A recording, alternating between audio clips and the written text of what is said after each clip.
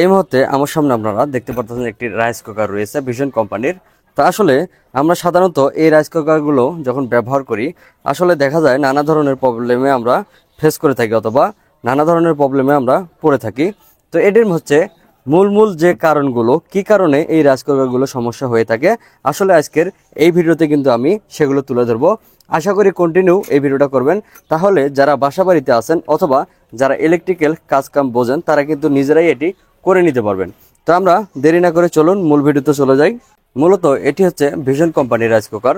তো আপনাদের কাছে যে কোনো ধরনের বা যে কোনো কোম্পানির রাইস কুকার থাকতে পারে, সেটা কোনো ম্যাটার না। ম্যাটার হচ্ছে এখানে ডায়াগ্রামটা বোঝা খুব সহজ। যেমন আমরা প্রথম যদি এসি লাইন থেকে ধরি, এখানে এই যে এসি কট রয়েছে, এখান থেকে আমাদের যে তারগুলো গেছে কোথায় কোথায় গেছে আর কোথায় কোথায় মেন সমস্যাগুলো হয় সেটি কিন্তু আপনাদেরকে আমি A to Z দেখিয়ে দিব। সর্বপ্রথম এই রাইস কুকারের মেন প্রবলেম হচ্ছে আমাদের এই এসি সকেট থেকে, এসি লাইন থেকে আমরা এখানে একটি ইয়ে পাচ্ছি। এই যে আমার হাতে নিচে আপনারা খেয়াল করেন, এই জায়গার মধ্যে কিন্তু আমাদের একটি ফিউজ রয়েছে।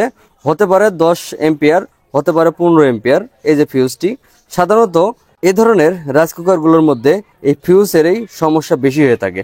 তো আপনারা এই ফিউজটি চেক করে নিতে পারেন। এটি যদি ঠিক থাকে, এর পরবর্তী স্টেপে আপনারা যেটা করবেন আমি এক এক করে আপনাদেরকে সবকিছু দেখিয়ে দিব। তো যাই হোক, এই রাইস কুকারটা যে কাস্টমার আমার কাছে আনছে, তো তার হিসাবে সে আমাকে বলেছে এই রাইস কুকারটা ভাত হওয়ার পূর্বেও এটি কিন্তু অটোমেটিক চলতেই থাকে, কোনো বন্ধ হয় না। তো আমি সাধারণত জানি যে যেহেতু অটো হয়ে গেছে মানে ডাইরেক্ট হয়ে গেছে, সেক্ষেত্রে আমার এই যে সুইচ, মাইক্রো সুইচ এটাকে বলা হয়, এটির সমস্যা হয়েছে। তো আমি এটি পরে চেঞ্জ করতেছি। আপনারা সর্বপ্রথম দেখবেন এই ধরনের যে ফিউজগুলো রয়েছে সেটি। দ্বিতীয় নম্বরে আমরা দেখতে পারি আমাদের যে সুইচ রয়েছে, যে যেটাই বলুক না কেন, এই সুইচটি আপনারা চেক করে নেবেন। কারণ দ্বিতীয় নম্বরে কিন্তু এই সুইচটি বেশিরভাগ নষ্ট হয়ে যায়। তো আপনাদেরকে একটি কথা বলে রাখি, কারণ আমি এখানে দেখতে পারতেছি এখানে যে সুইচটি লাগানো রয়েছে এটি একদম প্লাস্টিক, অর্থাৎ এটি কিন্তু একদমই নর্মাল। আমার কাছে এই মুহূর্তে আরও দুইটি সুইচ রয়েছে, আপনারা খেয়াল করেন এই সুইচগুলো খুব স্ট্রং কিন্তু, এই যে দেখতে পারতেছেন। তো এটার তুলনায় কিন্তু এই সুইচটি একদমই হালকা। আমরা এখানে দেখতে পারতেছি এটি কিন্তু এই যে সুইচটি পুশ বাটন যেটি, সেটি কিন্তু একদমই ডেবে গিয়েছে। আর আমরা দেখতে পারতেছি এখানে কিন্তু পুশ বাটনটি ভেসে রয়েছে। এই কারণে হয়তোবা আমাদের এই সুইচটি ডাইরেক্ট অবস্থায় আছে। এই কারণে কাস্টমারের কথা অনুযায়ী হচ্ছে ভাত হওয়ার পূর্বেও এটি কিন্তু বন্ধ হয় না, অর্থাৎ অটো হয় না, ডাইরেক্ট চলতে থাকে, ভাত পুড়ে যায়। তো যাই হোক, আমরা দেখলাম এটা সমস্যা। এর পরবর্তীতে আপনারা যদি সুইচটি চেক করার পরে দেখা যায় যে তারপরে কাম হচ্ছে না, ঠিক আছে, পরবর্তীতে স্টেপে আপনারা এই যে থার্মাল রেজিস্টারটি রয়েছে এটি আপনারা চেক করতে পারেন। কারণ এটিও কিন্তু থার্মাল রেজিস্টার অটোর কিছুটা কাজ করে। তো এটিও যদি ভালো থাকে অথবা এটি যদি নষ্ট হয়ে যায়, আপনারা চাইলে কিন্তু এটি শর্ট করে দিতে পারেন 2 লাইন। আর যদি না পান তাহলে আরেকটি কিনে এনে লাগিয়ে দিলে আরও বেটার হয়। এছাড়া এখানে আমরা অসিলেশন সার্কিট দেখতে পারতেছি, এটা আমরা অনেকেই কিন্তু হিটার কয়েল বলে থাকি। আচ্ছা যাই হোক, যে যেটাই বলুক, এটার নাম হচ্ছে অসিলেশন সার্কিট।